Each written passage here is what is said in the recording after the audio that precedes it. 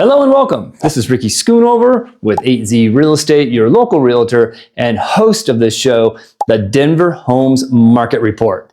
Last month, what did we talk about? Last month, we brought you 40 under 400. If you all remember, I have a townhouse up in North Glen, and we're going to talk about two things today. But I had a townhouse up in North Glen that I was having on the market, and I was talking about that a little bit, and it kind of spurred my last month's podcast to talk about, well, let's just go into the MLS. Let's do a map around Denver, like maybe a 20, 25 minute commute. Let's type in some basic parameters, like let's make sure these homes have 2 bedrooms, at least 2 bathrooms, a garage, and then we said, and under 400,000. So that was kind of where our parameters were. We just wanted to see how many homes were out there in Denver that were under 400,000, and we found 40. So 40 homes that all had at least 2 bedrooms, at least 2 bathrooms, and a garage, and we're under 400,000. My townhouse that I had listed there was 370,000.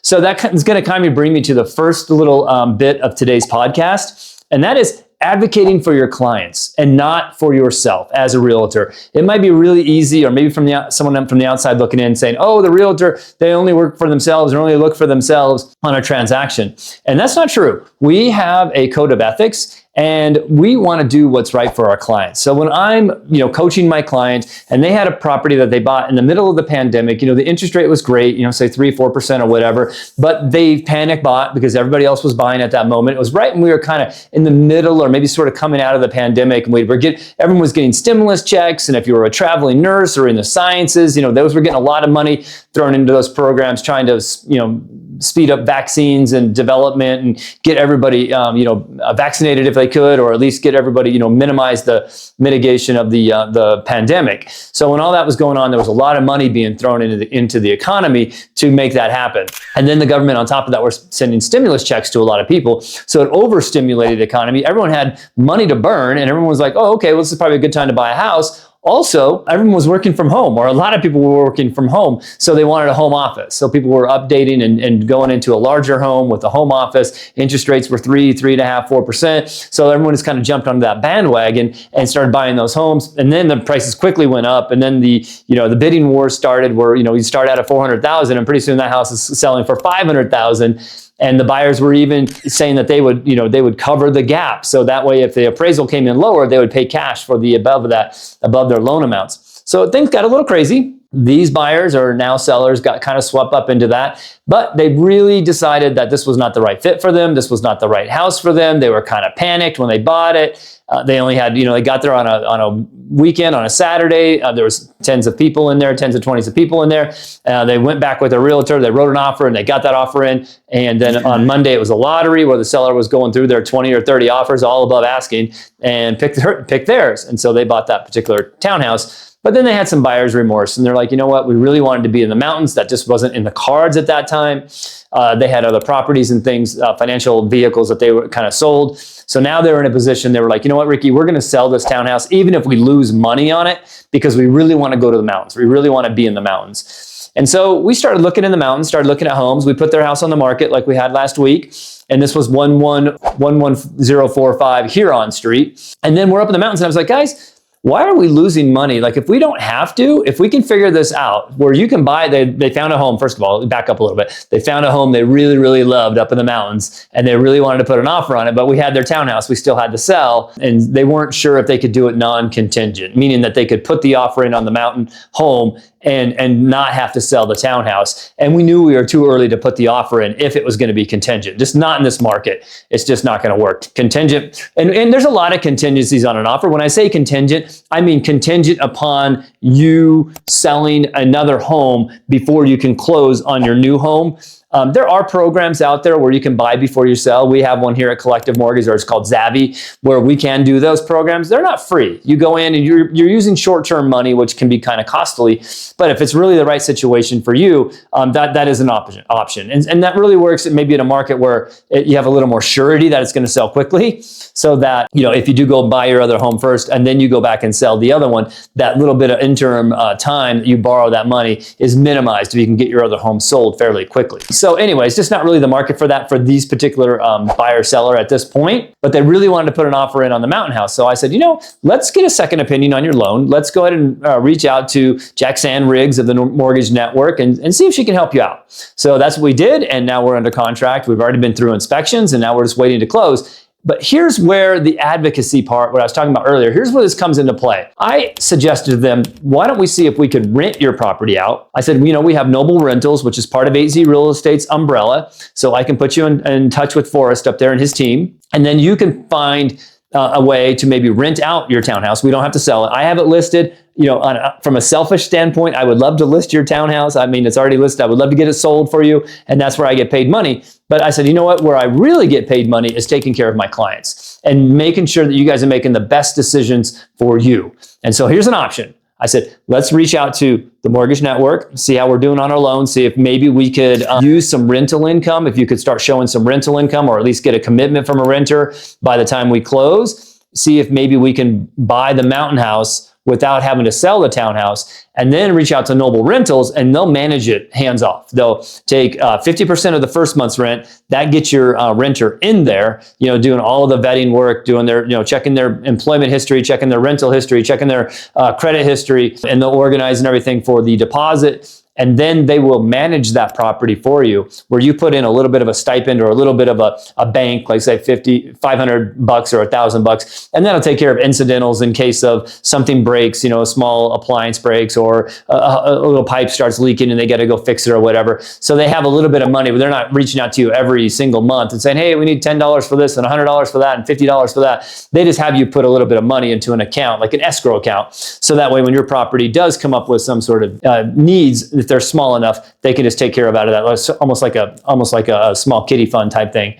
for your rental. And then other than that, they take 10% on a monthly basis. So 10% of the rent. So if your rent's, I don't know, $2,600, it'd be $260 a month, and they manage everything hands off. And so that really appealed to my particular buyers at this point because they're buying the mountain house. So we decided not to put the house back on the market. And I told him, I said, before we put the house on the market, we were selling this kind of as a fixer-upper because it needed flooring, it needed a new paint job, the kitchen needed some updates in the kitchen, new countertops, a new sink, probably would paint the cabinets and put in some hardware, but they didn't really want to invest that money up front. So when we sold it, we're like, we're going to sell it kind of as is and let the buyers, price it right, price it lower than everything else that's around us. So we did that. We lowered the price. We went to market at the lowest price than anyone in the complex for that sort of model, and just knowing that it needed carpet, paint, and some other updates, and that was the type of buyer we were looking for. But I said, now you're going to go rent it. You need to fix it up, because if you don't do the carpets, you don't put in new flooring, you don't paint the house, and you have these things that are broken, then the renters you bring in and the renters you attract and the renter that you eventually sign into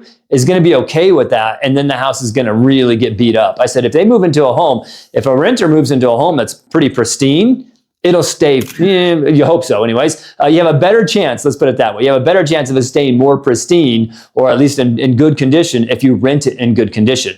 If you rent it in bad condition, you can almost guarantee whoever you've attracted to that home that's in kind of unkept condition is going to be probably not going to keep it up for you. So anyway, now they're painting it, now they're putting in the flooring, and they reached out to me and said, Ricky, thank you so much for the advice. We are not going to go ahead and sell it with you. We're really sorry about that. We appreciate all your efforts, but we are moving forward with their mountain home purchase. And you know what? That's not lost on me. That's not a lost transaction, because now, first of all, I've done a great job for them. So they're feeling good about their purchase of the mountain home. They're feeling good that they can trust me to help them make decisions that are based on their needs and not my own.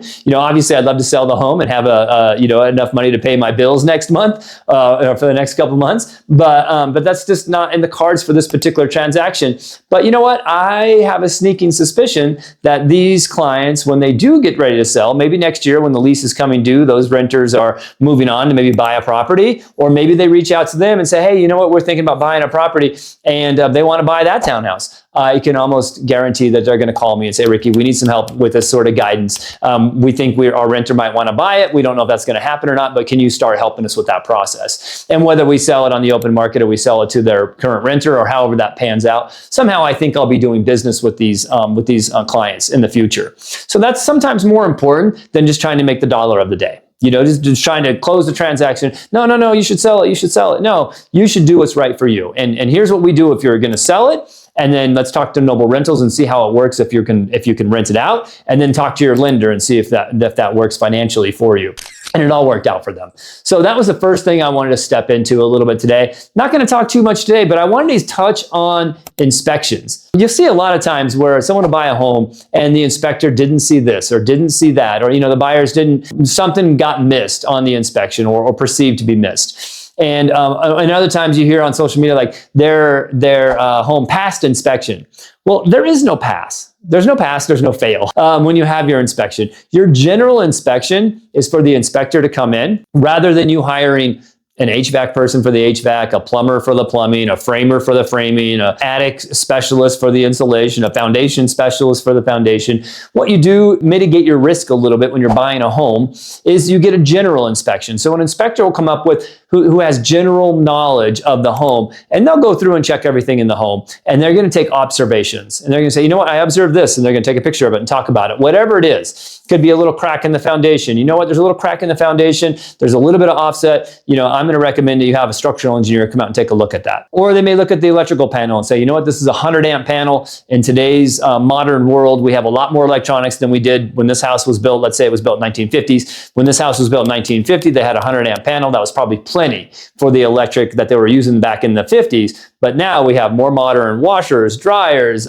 induction, range tops, everything else, cell phones and computers and everything else that got to be plugged in every day, cars, EVs. So we're using a lot more electricity in that regard. And so, the panel might only be 100 amps. So they might say, you know what, you might want to call out an electrician and take a look at this panel and just make sure it's safe, or maybe talk about maybe what an upgrade would be to get a 200 amp panel. So when you do a home inspection, it's a snapshot in time of that home in that condition of that day.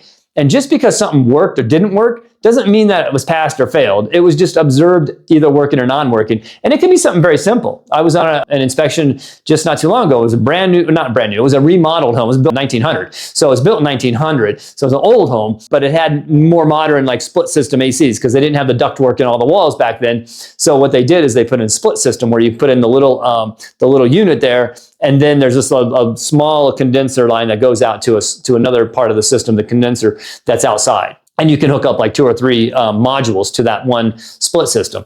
But so the inspector said, you know what, this one module right here wasn't getting cold, and it was a warm day and it wasn't getting cold. So they marked down the thing, hey, this is not working. It's at the time of inspection.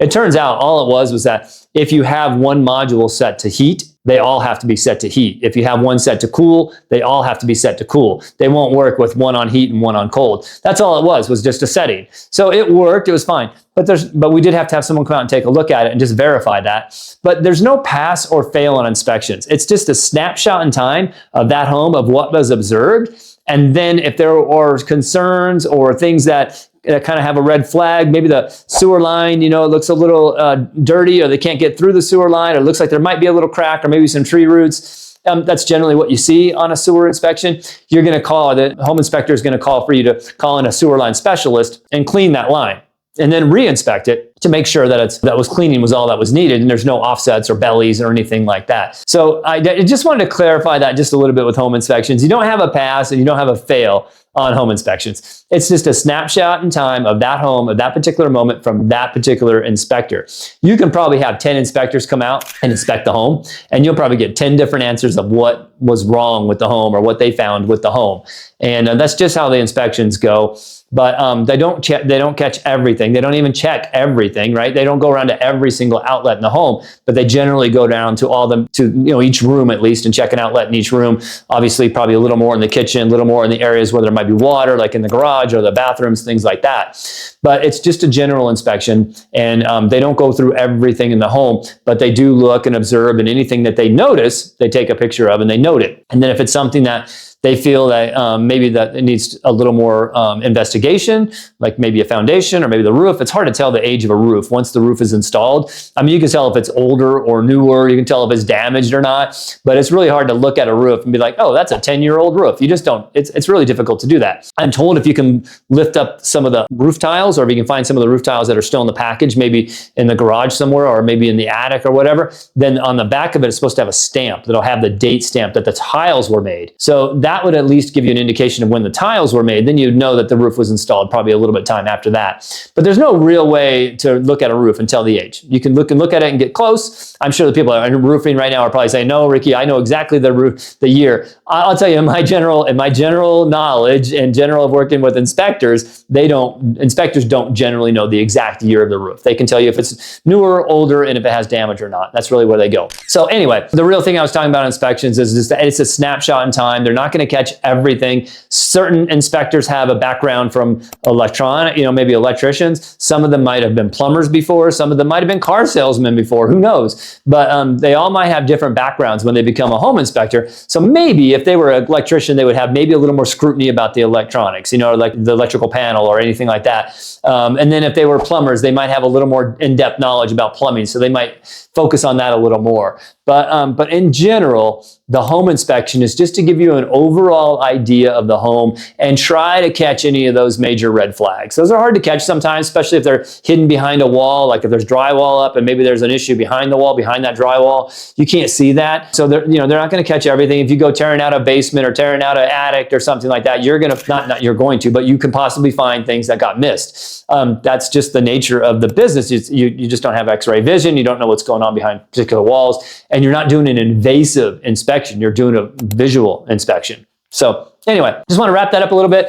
This is the Denver Homes Market Report. We're in our 7th year. This is episode 3, I believe, of the 7th season. The Denver Homes Market Report. This is Ricky Schoonover with 8Z Real Estate. Thank you for tuning in. Hope you learned a little bit about inspections. They're not passed, they're not failed. They're an observation or a snapshot in time. And thank you very much for tuning in. Appreciate it. And have a good rest of your month. I'll see you next month.